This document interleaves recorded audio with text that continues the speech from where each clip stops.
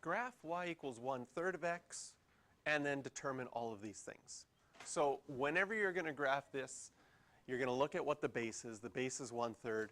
As far as sketching your graph is going to have those two important points. So we're going to have always 0, 1, and 1, if you plug in 1 for x, in this case, you get 1/3. So those are your 2 points. Once you have your 2 points, you're going to be able to easily see, does it swoop up or does it swoop down?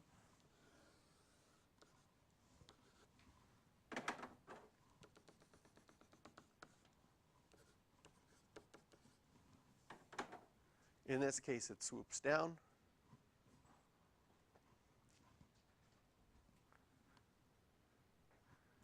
And we add our asymptote as well. So this is the graph. Determine the effect on y as x increases by 1.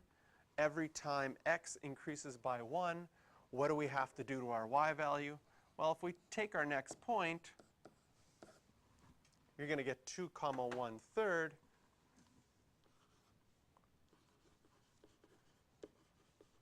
So y gets multiplied by 1/3.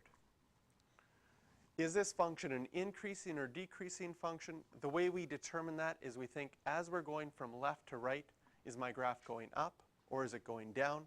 In this case, it's going down, so we say that it's decreasing.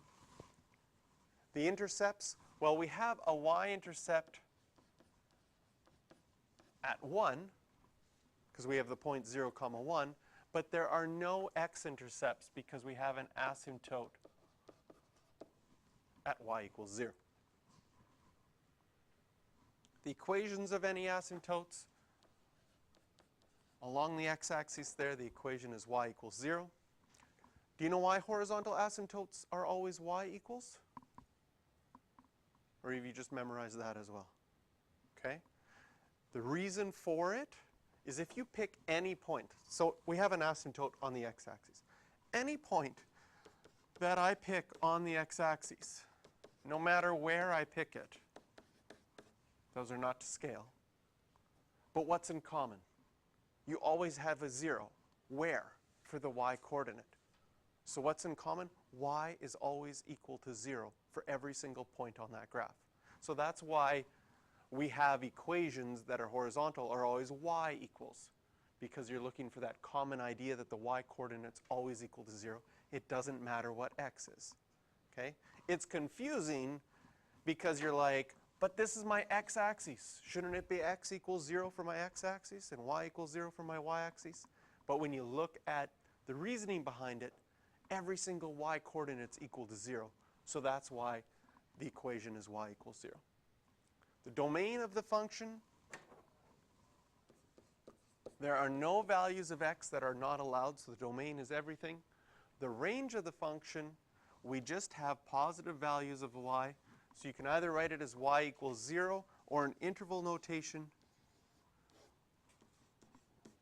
you could write it as 0 to infinity. It would be with a round bracket, because 0 is not included. There's an asymptote at 0.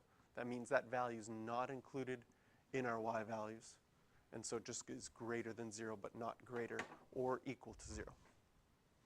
Okay, questions for practice? R3, 5, and 7. So I'll give you about 5 minutes to try some of those.